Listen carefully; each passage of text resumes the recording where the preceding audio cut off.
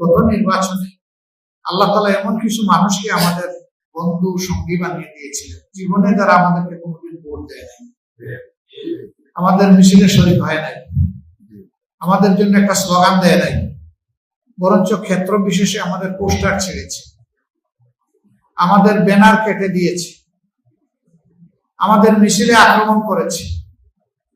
এরকম বহু মানুষ এবারকার নির্বাচনে আমাদের সঙ্গী হয়েছে।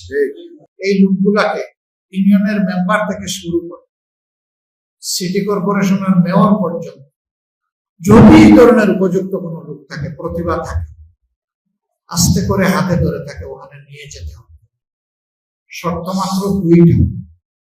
একটা হলো তিনি হারামের সাথে সম্পৃক্ত না, আরেকটা হচ্ছে তিনি বদমিজাজি না।